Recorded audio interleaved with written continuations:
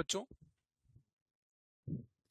आप सभी का स्वागत है हमारी केमिस्ट्री के मॉड्यूल 1 के अंतर्गत।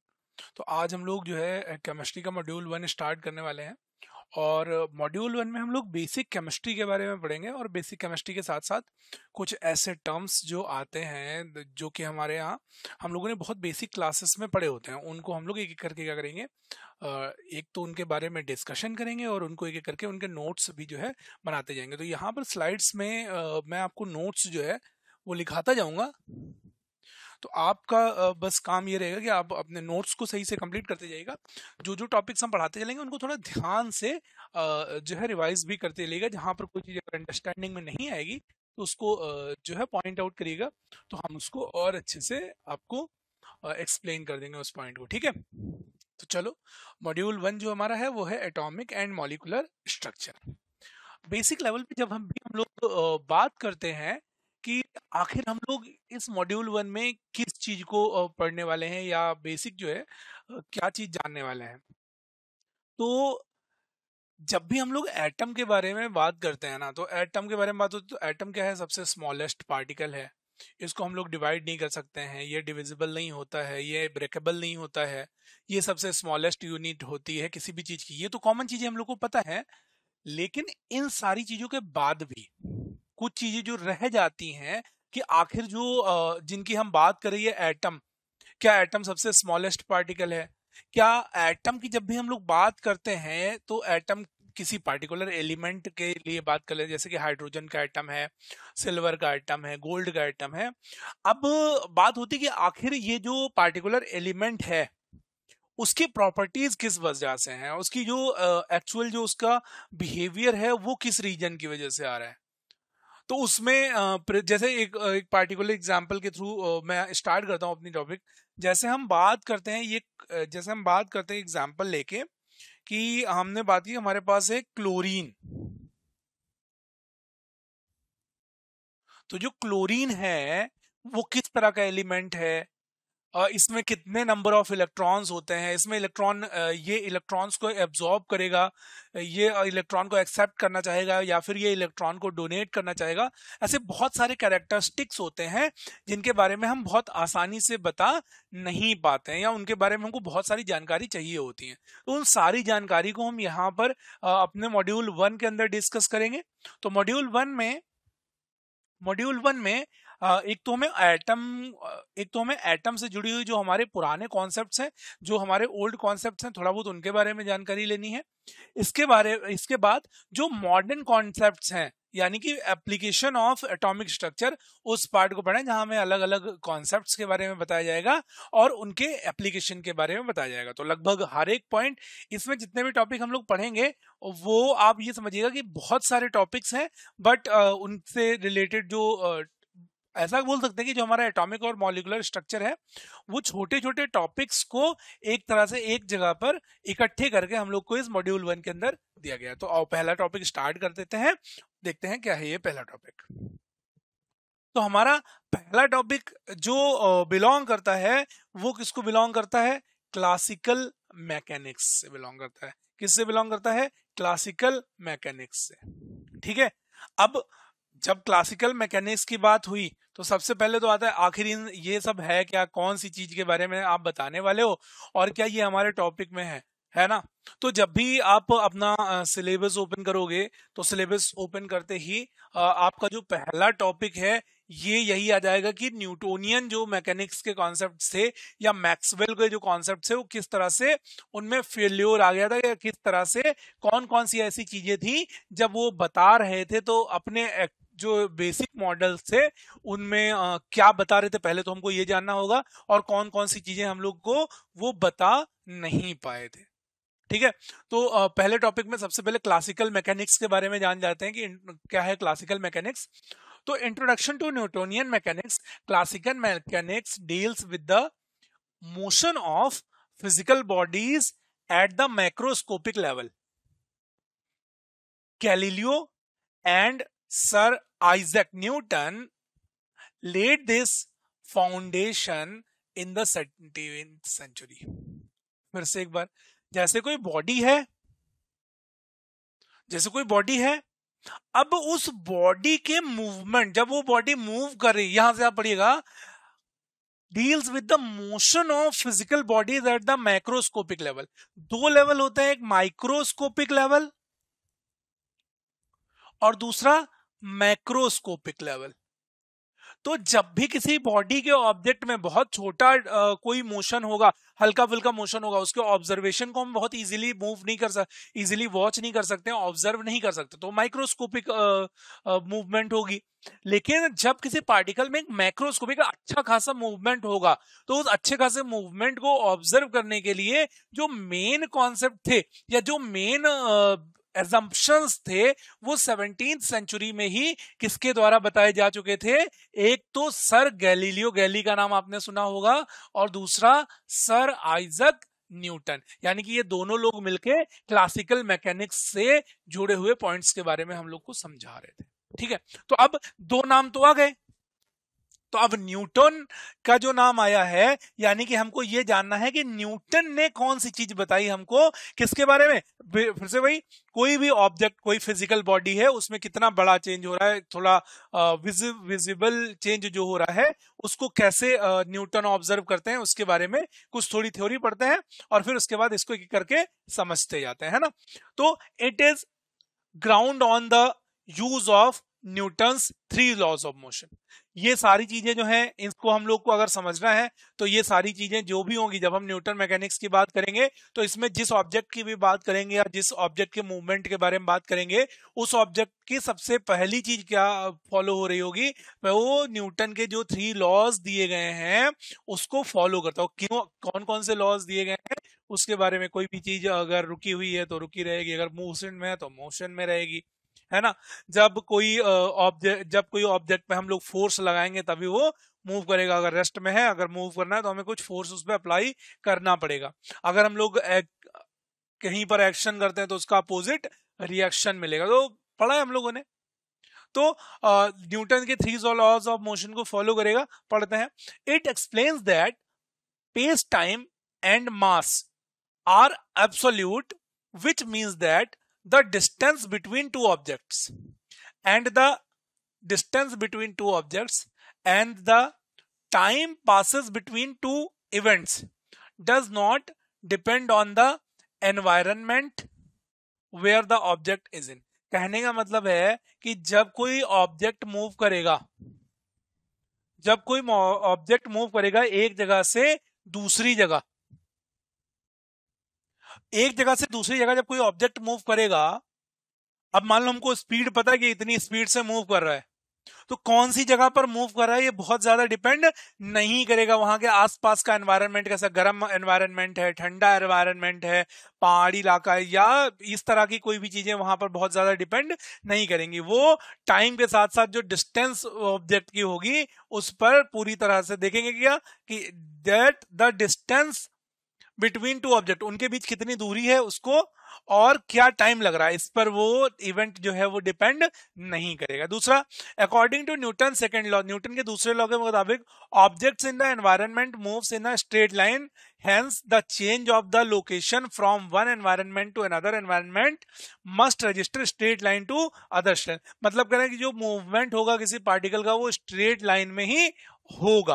तीसरा, moreover it is said no matter where you are, how fast you are moving, there will be no change in the space time, in all places a kilometer is a kilometer and minute is a minute।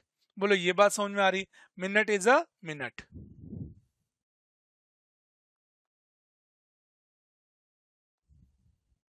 मतलब क्या है, जैसे हम किसी object के बारे में बात करते हैं तो अगर स्ट्रेट लाइन पर, सेकंड में तो स्ट्रेट लाइन का है।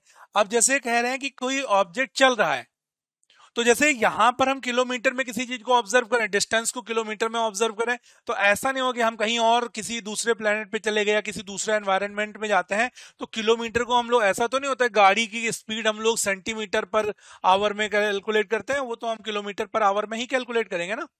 तो इस तरह से न्यूटोनियन मैकेनिक्स जो है वो बहुत बेसिक, जो हम लोग मैकेनिक्स के कॉन्सेप्ट्स पढ़ते हैं उसको फॉलो करते हुए जो मैकेनिक्स है उसको हम लोग क्या बोलते हैं, न्यूटोनियन मैकेनिक्स है। हालांकि ये सब फिजिक्स के बहुत बेसिक कॉन्सेप्ट्स होते हैं, ठीक है। अब इसी में एक थ्योरी और ऐड होती है, उसको हम लोग बोलते हैं Maxwell electromagnetic theory of light. एक अभी जो हमने पिछला पढ़ा वो हम लोगों ने न्यूटोनियन मैकेनिक्स के बारे में पढ़ा। बहुत बेसिक चीज समझ लो, न्यूटोनियन मैकेनिक्स अगर वन वर्ड में हम बोलना चाहें कि वन वर्ड में है क्या, तो न्यूटोनियन मैकेनिक्स में जब कोई बॉडी, जब कोई ऑब्जेक्ट एक जगह से दूसरी जगह पर मूव करेगा तो वो कौन कौन से कॉन्सेप्ट्स को फॉलो करेगा, तो वही कॉन्सेप्ट यहां पर बताया गया और ऊपर ये बताया गया कि न्यूटोनियन मैकेनिक्स जो है वो पूरी तरह से न्यूटन के 3 लॉज पर बेस्ड होती है ना। क्या होती है, तो वो ये तीनों पॉइंट्स में लिखे हुए हैं, अपने को ये पॉइंट ध्यान देना। न्यूटोनियन मैकेनिक्स कहीं अगर पूछा जाता है तो यही पॉइंट्स उसमें लिख देने है ना। अब आगे बढ़ते हैं, दूसरा पॉइंट जो हमारा है Maxwell electromagnetic theory of light. अब थोड़ी सी बात तो वहां पर ऑब्जेक्ट के बारे में हो गई, अब मैक्सवेल का कॉन्सेप्ट, फिर ये दोनों कैसे फेल होंगे या क्या चीजें इसमें ये लोग बता नहीं पाए। आगे हमारा जो मेन कॉन्सेप्ट है जो हमारे सिलेबस का, कि ये कॉन्सेप्ट्स का फेल्योर कहां पर हुआ, कौन कौन सी चीजें क्या इनकी लिमिटेशंस रही, उनके बारे में ज्यादा डिस्कशन है। तो Maxwell electromagnetic theory of light, light के बारे में मैक्सवेल ने क्या बताया, या लाइट इलेक्ट्रोमैग्नेटिक बिहेवियर किस तरह से शो करती है, उसके बारे में हम लोग इसमें जानेंगे। Maxwell has predicted that the electric field magnetic field, Maxwell ने प्रेडिक्ट क्या किया कि इलेक्ट्रिक फील्ड जो होती है, मैग्नेटिक फील्ड जो होती है, और light different representation of same phenomena और इवेंट। हम लाइट की बात करें, हम इलेक्ट्रिक फील्ड की बात करें या मैग्नेटिक फील्ड की बात करें, ये जो है एक ही चीज को रिप्रेजेंट करने के अलग अलग कॉन्सेप्ट या अलग अलग फिनोमिना होते हैं। ऐसा सिंपल समझो, जैसे एक ही इवेंट हो रहा है और उसको अलग अलग नामों से या अलग अलग हम लोग टर्म्स से जो है यहां पर उसको पढ़ रहे हैं या उसके बारे में जान रहे हैं। हालांकि मैं ये नहीं कहता कि ये सब सेम है, ये इलेक्ट्रोमैग्नेटिक इलेक्ट्रिक फील्ड सेम होती है, मैग्नेटिक, उसके टर्म्स, मतलब जिस टर्म में हम पढ़ रहे हैं जिस चीज को, कि लाइट की बात करें या इलेक्ट्रिक फील्ड की बात करें या मैग्नेटिक फील्ड की बात करें, ये सारा फिनोमिना या सारा एक ही इवेंट की बात हो रही होती है, लेकिन इसके डिफरेंट डिफरेंट नाम या डिफरेंट डिफरेंट जो है रिप्रेजेंटेशन होते हैं। ये किसने बोला, मैक्सवेल ने बोला।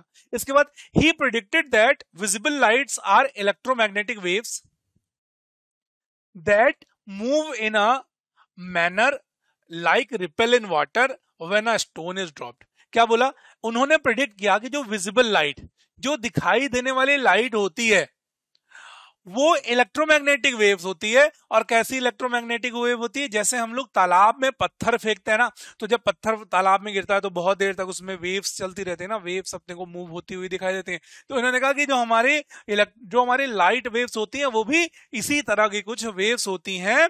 फिर इसके बाद light is wave have both, light क्या होती है, एक वेव होती है और उसमें इलेक्ट्रिक और मैग्नेटिक दोनों कंपोनेंट, मतलब उसमें इलेक्ट्रिक फील्ड कंपोनेंट और मैग्नेटिक फील्ड कंपोनेंट दोनों ही उपस्थित रहते हैं। That is moves at a constant speed of, और किस स्पीड से, कांस्टेंट स्पीड से मूव करती है ये लाइट, 1,86,000 माइल्स पर second. It means that the speed of light is same for everything and for all observation. इन्होंने कहा कि स्पीड ऑफ लाइट हर एक चीज के लिए, जहां कहीं भी किसी भी ऑब्जेक्ट की बात करें, किसी भी मीडियम की बात करें, हर जगह पर स्पीड ऑफ लाइट क्या होगी, एक सिमिलर होगी, इसके अलावा और कुछ नहीं होगी। बाकी ऑब्जर्वेशन हालांकि कुछ चीजें ये नहीं बता पाए तो उस बेस पर भी होती है। तो बताओ, पहली चीज के बाद दूसरी ये चीज समझ में, मैक्सवेल इलेक्ट्रोमैग्नेटिक थ्योरी क्या है। पहली चीज तो लाइट जो है वो इलेक्ट्रिक फील्ड की बात करें, मैग्नेटिक फील्ड की बात करें, लाइट की बात करें, एक ही तरह के इवेंट्स हैं, एक ही इवेंट के अलग अलग रूप बोलते हैं। दूसरा ये जो होता है, ये जैसे पत्थर फेंकने पर जो वेव्स जनरेट होती हैं तालाब में, उस तरह से उसी तरह से ये हमारी जो है लाइट भी ट्रेवल करती है, और इसमें इलेक्ट्रिकल और मैग्नेटिक दोनों ही कंपोनेंट पाए जाते हैं, और प्रत्येक जगह के लिए इसकी जो स्पीड ऑफ लाइट होती है वो क्या होती है, सेम होती है। ये किसके ऑब्जर्वेशंस रहे, ये ऑब्जर्वेशंस रहे मैक्सवेल के, किसके observation, electromagnetic theory of light. अब यहां पर आप देखिएगा इस टॉपिक को क्या बोल रहे हैं, failure of classical Newtonian and Maxwell wave mechanics classical mechanics. इन दोनों कॉन्सेप्ट्स को हम लोग क्लासिकल मैकेनिक्स के अंतर्गत लेके आते हैं। तो यहां पर इस टॉपिक में या यहां पर ये जो पॉइंट है आपसे क्वेश्चन में ऐसे पूछ सकता है कि write few points to explain या to show failure of classical Newton and Maxwell wave mechanics.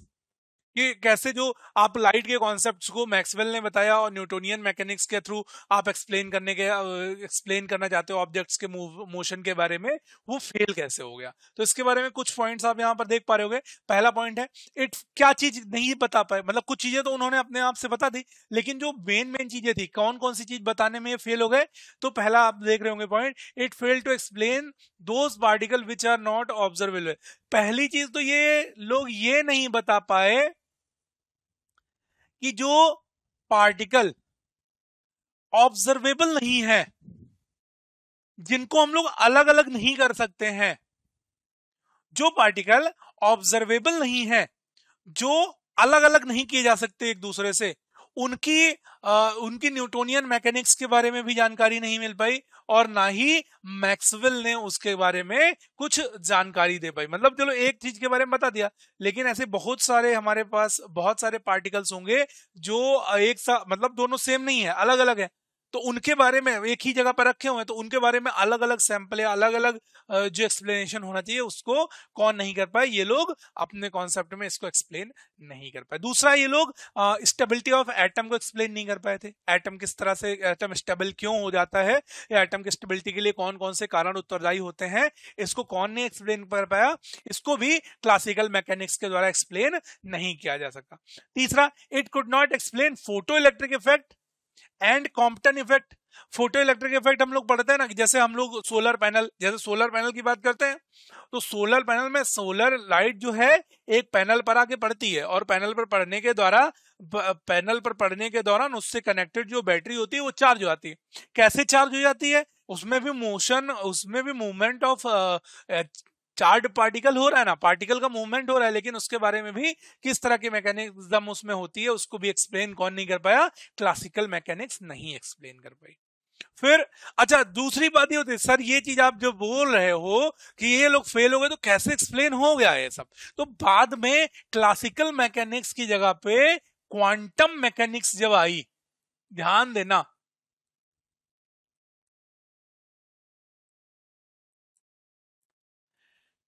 Quantum mechanics जब आई, तो क्वांटम मैकेनिक्स क्या है, इन लोग का सॉल्यूशन है। मतलब जितनी समस्याएं ये सब लोग छोड़ के गए थे, उन सारी समस्याओं को दूर किसने किया, क्वांटम मैकेनिक्स ने दूर किया। बोलो ये बात समझ में आ रही कि नहीं। चलो तीसरे पॉइंट पर पढ़ते हैं। इट फील्ड, ब्लैक बॉडी का रेडिएशन किस प्रकार से होता है, ब्लैक बॉडी जो होती है उसके बारे में बात करते हैं कि ब्लैक बॉडी एक ऐसी बॉडी, आगे हम लोग एक्सप्लेन भी करेंगे उसको टॉपिक में। जैसे ब्लैक बॉडी एक तरह का ऐसा पर्दा होता है कि सारी की सारी लाइट उसमें पड़ी और उसने सारी की सारी लाइट जो है वो एब्जॉर्ब कर ली और किसी भी तरह का आउटकम नहीं दिया। तो ऐसी बॉडी क्या कहलाती है, ब्लैक बॉडी कहलाती है। तो ब्लैक बॉडी रेडिएशन किस तरह से होता है उसके बारे में भी कौन ने एक्सप्लेन कर पाया, क्लासिकल मैकेनिक्स नहीं एक्सप्लेन कर पाई, क्लासिकल मैकेनिक्स इसको एक्सप्लेन नहीं कर पाई। इसके बाद it failed to explain spectrum of hydrogen atom. Hydrogen atom का स्पेक्ट्रम की Lyman, Balmer, Paschen, Brackett, Pfund, अलग अलग सीरीजेस ऑब्जर्व होती है ना, तो उसका स्पेक्ट्रम किस तरह से ऑब्जर्व हुआ, क्या कौन कौन से कॉन्सेप्ट उसमें लग गए, या कैसे अलग अलग उसमें हमको लाइंस ऑब्जर्व हुई, उसको भी एक्सप्लेन कौन नहीं कर पाया, क्लासिकल मैकेनिक्स नहीं एक्सप्लेन कर पाया। इसके बाद it failed to explain magnetic susceptibility.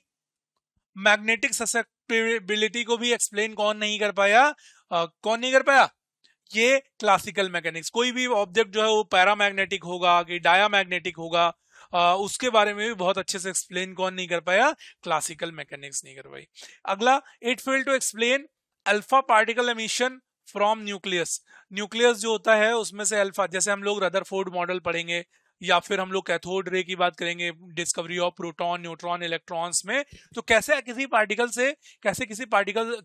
किसी एलिमेंट से या एटम से अल्फा पार्टिकल्स एमिट होते हैं और किस तरफ मूवमेंट करते हैं, उसके बारे में भी एक्सप्लेन कौन नहीं कर पाया, ये क्लासिकल मैकेनिक्स नहीं कर पाई। Sir it failed to explain the variation of specific heat and temperature, specific heat और टेम्परेचर में किस तरह से एक दूसरे में वेरिएशन होता है, कैसे ये दोनों एक दूसरे से अलग होते हैं, इसको भी अच्छे से एक्सप्लेन करने में कौन समर्थ नहीं हो सका, क्लासिकल मैकेनिक्स समर्थ नहीं हो सकी। और क्लासिकल मैकेनिक्स समर्थ नहीं हुई तो फिर आगे की तरफ हम बढ़ गए, और आगे की तरफ जब क्वांटम मैकेनिक्स को बताएंगे, क्वांटम मैकेनिक्स के टर्म पढ़ेंगे हम लोग, तब वहां पर समझ में आएगा कि कैसे ये सारे टर्म्स जो है वो एक्सप्लेन होते हैं। ठीक है, तो ये वाली चीज समझ में आ गई होगी कैसे क्लासिकल मैकेनिक्स का फेलियर हो गया। बढ़ते हैं अगले टॉपिक की तरफ। अब हम लोग बार बार एक टर्म पढ़ रहे हैं, और इस टर्म को हम लोग क्या बोल रहे हैं, इलेक्ट्रोमैग्नेटिक रेडिएशन, जो कि इसको हम लोग बहुत बार बार पढ़ने वाले हैं, तो इसलिए पहले तो हमको ये वाला टर्म समझ लेना है ना। इलेक्ट्रोमैग्नेटिक रेडिएशन होती क्या चीज है, किस तरह से ये जो है, किस तरह से इसकी वर्किंग होती है, या इलेक्ट्रोमैग्नेटिक रेडिएशन को हम लोग कैसे समझ सकते हैं, तो उसके लिए हम लोग ये वाला टॉपिक पढ़ने वाले हैं। ठीक है, चलो देखते हैं। ईएम यहां पे शॉर्ट में लिखा हुआ है, EM स्टैंड्स फॉर इलेक्ट्रोमैग्नेटिक, और यहाँ पे EMR इलेक्ट्रोमैग्नेटिक रेडिएशन। तो electromagnetic radiation is created when a sub atomic particle, sub atomic particle मतलब एटम का कोई एक हिस्सा, such as an electron is accelerated by an electric field, किसी इलेक्ट्रॉन को इलेक्ट्रिक फील्ड में एक्सेलरेट किया जाता है। The movement produces oscillating electric and magnetic fields which travel at right angles, एक दूसरे के राइट एंगल पर ट्रेवल करेंगे। Bundle of light energy called photon, वहां उन्हें क्या बोलेंगे, फोटॉन बोलेंगे। Photons travel as harmonic waves as fastest speed possible in the universe, 1,86,282 miles पर सेकेंड, मीटर पर सेकेंड भी आपको दिखाई दे रहा होगा। In vacuum also known as speed of light, speed of light के बारे में डिस्कस कर चुके हैं। The electromagnetic waves are characterized by frequency, इसमें हम लोग फ्रीक्वेंसी के बारे में पढ़ेंगे, इलेक्ट्रोमैग्नेटिक वेव्स की, उसकी वेवलेंथ के बारे में पढ़ेंगे, वेव नंबर के बारे में पढ़ेंगे, और एनर्जी के बारे में पढ़ेंगे।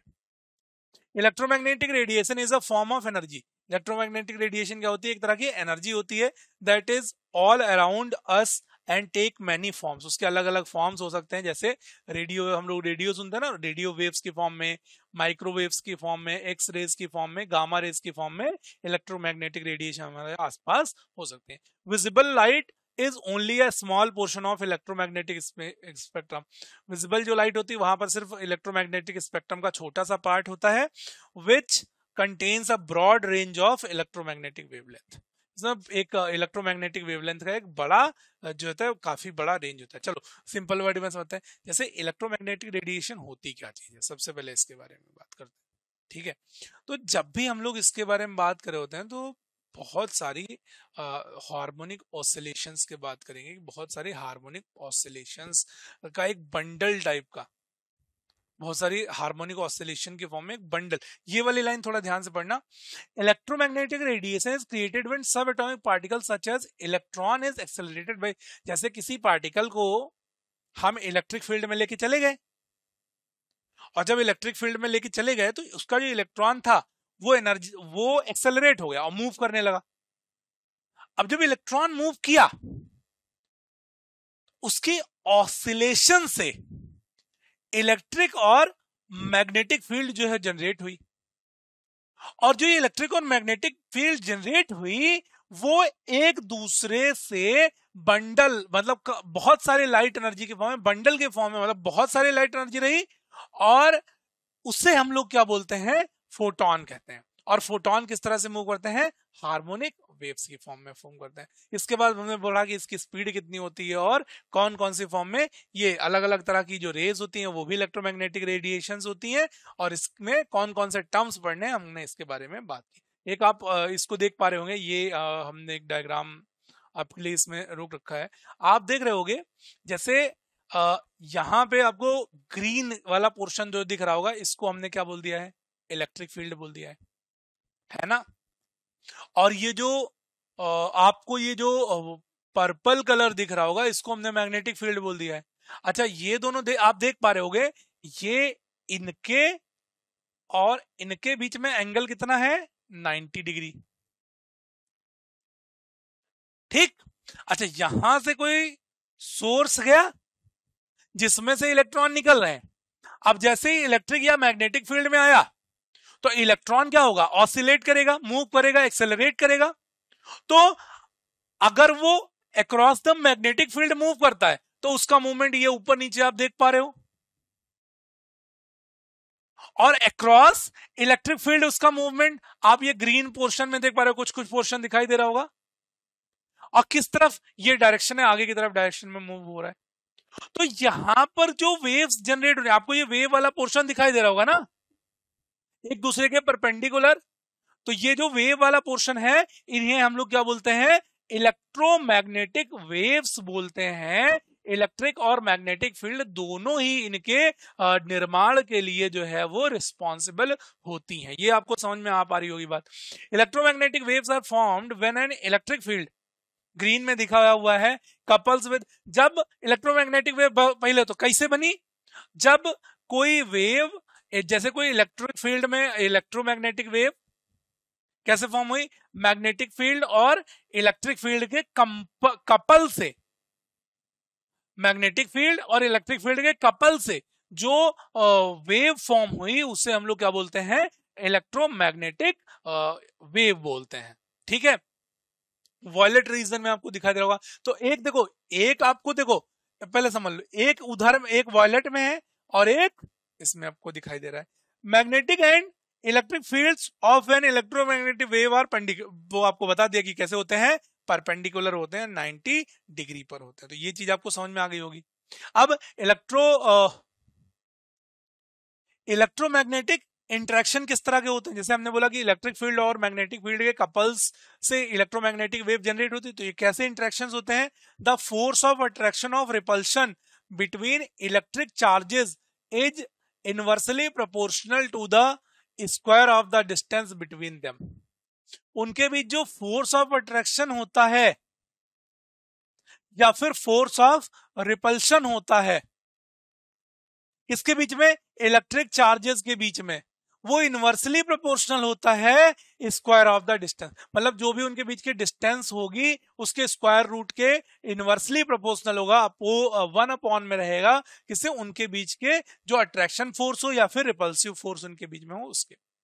Magnetic poles come in pairs that attract and repel each other similar to that electrical charges. मतलब मैग्नेटिक पोल्स जो होंगे वो एक दूसरे के से क्या करेंगे, एक दूसरे से अट्रैक्ट या रिपल करेंगे, उसी तरह से जैसे कि चार्जेस अट्रैक्ट या रिपल करते हैं। सिंपल सा, अपोजिट चार्ज एक दूसरे की तरफ अट्रैक्ट होते हैं और सिमिलर चार्ज एक दूसरे से रिपल करते हैं।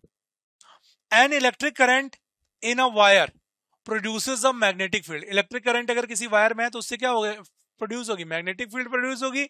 The direction which depends on the direction of current. जो डायरेक्शन ऑफ करंट होगी वो the direction of which depend on the direction of current की डायरेक्शन होगी, उस पर डिपेंड करेगी। किसकी डायरेक्शन, किसकी डायरेक्शन डिपेंड करेगी, जो मैग्नेटिक फील्ड प्रोड्यूस हो रही होगी। ठीक है, और इसके बाद a moving electric field produce a magnetic field and vice versa. जो इलेक्ट्रिक फील्ड होगी मूविंग, वो क्या प्रोड्यूस करी होगी, मैग्नेटिक फील्ड प्रोड्यूस करी होगी। और जो मैग्नेटिक फील्ड होगी वो क्या प्रोड्यूस करी होगी, इलेक्ट्रिक। और अच्छा चलो सिंपल सिंपल वर्ड में बात करते हैं, थोड़ा भारी भारी बात होगी। जैसे अगर हम स्ट्रॉन्ग मैग्नेट्स लेते हैं तो स्ट्रॉन्ग मैग्नेट्स की हेल्प से हम लोग आर्मेचर का यूज करके इलेक्ट्रिसिटी जनरेट कर सकते हैं। यानी मैग्नेटिक फील्ड को हम लोग इलेक्ट्रिकल फील्ड में, हालांकि कुछ मैकेनिक्स का यूज करके इलेक्ट्रिकल फील्ड में कन्वर्ट कर सकते हैं। ऐसे ही अगर इलेक्ट्रिसिटी का यूज हम लोग करें तो इलेक्ट्रिसिटी का यूज करके हम लोग मैग्नेट भी तो जनरेट कर सकते हैं, मैग्नेटिक फील्ड जनरेट कर सकते हैं। तो उसके बारे में लिखा हुआ द वेयर मेन इलेक्ट्रोमैग्नेटिक मतलब इलेक्ट्रोमैग्नेटिक इंटरेक्शन किस तरह के होते हैं उनके बारे में बात हुई है ना। तो पहला, उनके बीच अट्रैक्शन या जो रिपल्शन होगा वो उनके बीच की डिस्टेंस के स्क्वायर रूट के इनवर्सली प्रोपोर्शनल रहेगा। दूसरा, जो पेयर्स होंगे या तो वो एक दूसरे से अट्रैक्ट करेंगे या तो एक दूसरे से रिपल करेंगे। जैसे मान लो नॉर्थ और साउथ है तो एक नॉर्थ और साउथ हो गया, तो अगर ये एक तरफ है तो क्या करेंगे, अट्रैक्ट करेंगे, है ना। लेकिन अगर मान लो ये ऐसे हो गया नॉर्थ और साउथ, साउथ और नॉर्थ, तो क्या करेंगे, रिपल करेंगे ना, है ना। और फिर इसमें अगर इलेक्ट्रिक फील्ड प्रोड्यूस होती है, इलेक्ट्रिक फील्ड की वजह से अगर कोई इलेक्ट्रिक करंट पास हो रही है तो मैग्नेटिक फील्ड जनरेट होगी, लेकिन उसकी जो डायरेक्शन होगी वो क्या होगी, उसकी डायरेक्शन वही होगी जो डायरेक्शन इलेक्ट्रिक फील्ड की है, करंट की है। और दूसरा, अगर इलेक्ट्रिक फील्ड प्रोड्यूस होगी तो उससे मैग्नेटिक फील्ड प्रोड्यूस होगी, और मैग्नेटिक फील्ड होगी तो उससे इलेक्ट्रिक फील्ड भी प्रोड्यूस होगी। बोलो इतनी बात समझ में आ गई कि नहीं। तो ये वाला हो गया हमारा मेन इलेक्ट्रोमैग्नेटिक इंटरेक्शन कौन कौन से होते हैं। अब हमने जहां पर बात की, आप देख पाएंगे यहाँ पर हमने कुछ टर्म्स की बात की। जब भी हम लोग इलेक्ट्रोमैग्नेटिक वेव्स के बारे में पढ़ेंगे तो उसकी फ्रीक्वेंसी के बारे में पढ़ेंगे। एक बार मिटा देते हैं इसको, फ्रीक्वेंसी के बारे में पढ़ेंगे, वेवलेंथ के बारे में पढ़ेंगे, वेव नंबर के बारे में पढ़ेंगे, और एनर्जी के बारे में पढ़ेंगे। तो ये चार टर्म है, काफी इंपॉर्टेंट है, ठीक है। तो एक एक करके इनको पढ़ना चालू कर लेते हैं। सबसे पहला टर्म हमारा कौन सा है, वेवलेंथ। तो वेवलेंथ को रिप्रेजेंट किससे करते हैं, आप समझ में अगर ना आ रहा हो तो देखिए, इसको किससे रिप्रेजेंट करते हैं, लैम्डा। किससे रिप्रेजेंट करते हैं, लैम्डा से रिप्रेजेंट करते हैं। It is the distance between two consecutive peaks of a wave crest. जैसे कोई वेव है, ये और ये इनके बीच की डिस्टेंस, ट्रफ करेंगे इनके और इनके बीच की डिस्टेंस, है ना। बोले ये समझ में आ रहा है कि नहीं। तो इसे हम लोग क्या बोलते हैं, वेवलेंथ। इट इज इसे क्या बोलते हैं, दो कंसेक्यूटिव पीक्स के बीच की जो डिस्टेंस होती है इसे क्या बोलते हैं, इसकी वेवलेंथ बोलते हैं। क्रस्ट या ट्रफ दो भी हो सकती है, यहाँ सिर्फ क्रस्ट नहीं, क्रस्ट या ट्रफ भी हो सकती है। और इसकी यूनिट क्या होगी, मीटर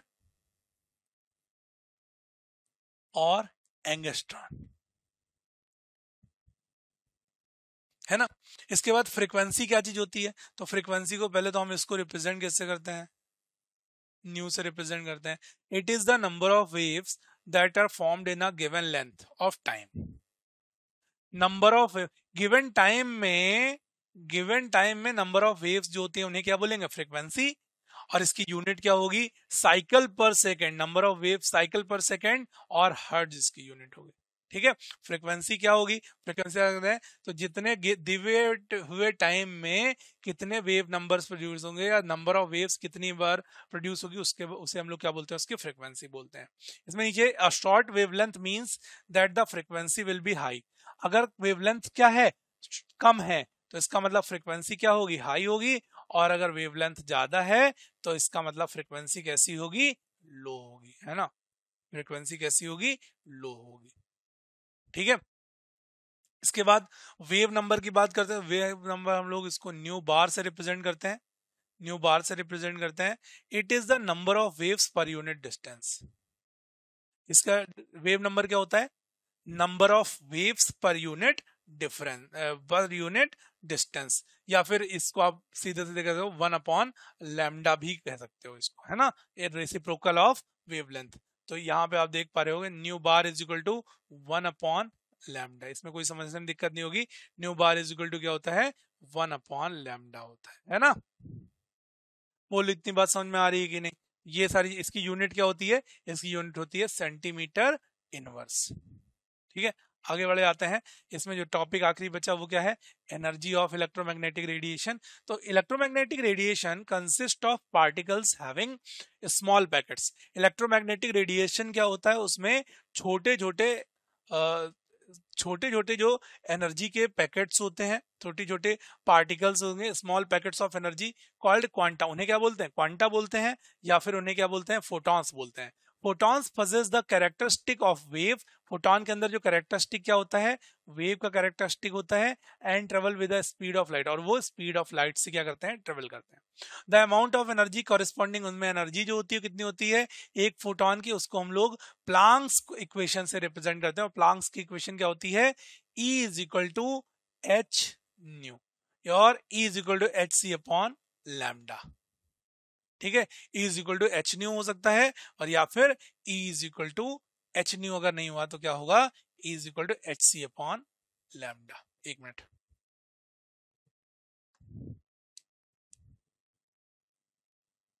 ठीक है।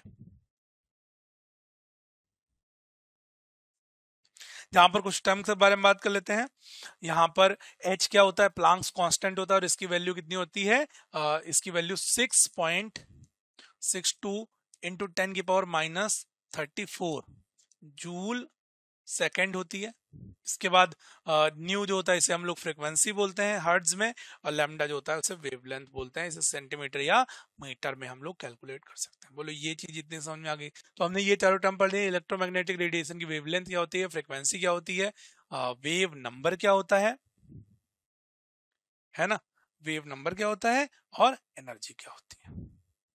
अब हम बात करते हैं इलेक्ट्रोमैग्नेटिक स्पेक्ट्रम के बारे में। तो ये जो ये जो आपको फिगर दिख रहा है ये इलेक्ट्रोमैग्नेटिक स्पेक्ट्रम है, थोड़ा ध्यान से पढ़ेगा। Each kind of wave is characterised by a range of wavelength. हर तरह की जो वेव होती है उसको हम लोग वेवलेंथ की रेंज में या फिर फ्रीक्वेंसी में क्या कर सकते हैं, रिप्रेजेंट कर सकते हैं। यहाँ पर आपको इंक्रीजिंग एनर्जी दिख रही होगी, किसकी एनर्जी कैसी है, तो यहाँ पे थोड़ा सा आपको दिख रहा होगी, इसमें बड़ा क्रस्ट दिख रहा होगा, इसके देख रहे होंगे इसमें जो क्रेस्ट है ये काफी कम होगा, क्योंकि यहाँ पर जो क्रेस्ट होगा वो क्या होगा, मैक्सिमम। यानी कि जैसे इधर जा रहे हैं तो एनर्जी किधर को स्ट्रांग होती जा रही है, इधर को, मतलब इधर से इधर जाने पर एनर्जी काफी ज्यादा होती जा रही है। आप लोग ने देखा भी होगा, जिन लोगों ने एवेंजर सीरीज देखी होगी तो एवेंजर सीरीज में देखा होगा ना कि क्या बोलते हैं, गामा रेज किस में रहती हैं, जो थेनोस का जो दस्ताना होता है उसमें क्या गामा रेज रहती हैं, है ना। तो गामा रेज बहुत ही ज्यादा ताकतवर होती हैं और वो हमारे लिए नुकसानदायक भी होती हैं। तो इसी वजह से यहाँ देखो लिखा है ना इंक्रीजिंग एनर्जी, इस तरफ गामा रेज दिख रहा है, तो जैसे जैसे इधर को आएंगे वैसे वैसे एनर्जी काफी ज्यादा होती जाएगी। बाकी आप इसमें देख पा रहे होंगे काफी चीजें। नैनोमीटर की बात करते हैं, ये आपको वेवलेंथ दिखाई दे रही होगी, वेवलेंथ की इधर से इधर बढ़ेगी। तो वेवलेंथ अगर इधर आएगी, जैसे जैसे वेवलेंथ कम, जितनी वेवलेंथ कम होगी, अच्छा लेस वेवलेंथ हाई एनर्जी, इधर क्या होगा वाइस वर्सा, इधर हाई वेवलेंथ होगी तो लेस एनर्जी, है ना। तो आप देख पा रहे होगे 0.0001 नैनोमीटर, 0.01 नैनोमीटर जो रेंज है वो किसकी, गामा रेज की दिख रही है। फिर 0.01 नैनोमीटर से 10 नैनोमीटर की रेंज किसकी होती है, एक्स रेज की होती है स्पेक्ट्रम में। 10 नैनोमीटर से ये 1000 के बीच 500 नैनोमीटर तक का जो स्पेस है वो यूवी रेज का है। और ये 1000 के बीच में, मतलब 10 नैनोमीटर से 1000 नैनोमीटर के बीच में कहीं पर एक जगह पर क्या होता है, विजिबल जो है विजिबल रीजन आया जाता है। और विजिबल रीजन कहां से कहां तक रहता है, 400 से 700 के बीच का जो रीजन होता है इसे हम लोग विजिबल रीजन बोलते हैं। यानी कि ये सारा रीजन हमको दिखाई, यहाँ इसी रीजन में हमको सारी चीजें जो होती हैं वो ऑब्जर्व हो रही होती हैं।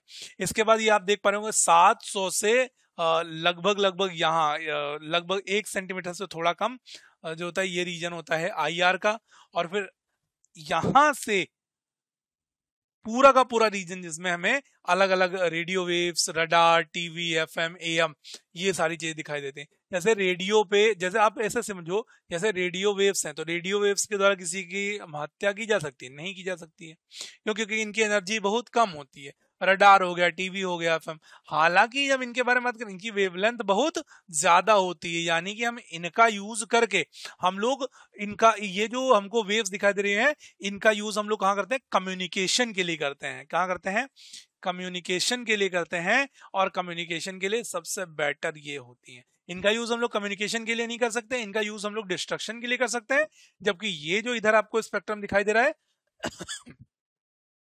इसका यूज हम लोग किसके लिए करते हैं, कम्युनिकेशन के लिए कर सकते हैं। तो ये आपको समझ में आ गया होगा। बस इसको याद रखना, ये इसमें से क्वेश्चन से बनता है कि ये वाले रीजन कहां से कहां तक आता है। तो आप इसको थोड़ा सा याद लेगा कि 400 से भी थोड़ा कम, थोड़ा कम है ना, 380 370 से, तो लगभग ऐसे समझना 400 से लेके 700 या थोड़ा बहुत कम ज्यादा कर सकते हो कि ये जो रीजन है ये विजिबल रीजन होता है नैनोमीटर में। और ये ध्यान रखना कि जैसे जब वेवलेंथ कम रहेगी तो एनर्जी ज्यादा होगी, और वेवलेंथ जब ज्यादा रहेगी तो एनर्जी क्या होगी, कम रहेगी। तो ये आपको समझ में आ गया होगा, है ना। बढ़ते हैं आगे, फोटो इलेक्ट्रिक इफेक्ट। ठीक है, तो इलेक्ट्रोमैग्नेटिक स्पेक्ट्रम तक आपको समझ में आ गया होगा। अब बढ़ते हैं अपने अगले टॉपिक की तरफ जिसका नाम है फोटो इलेक्ट्रिक इफेक्ट।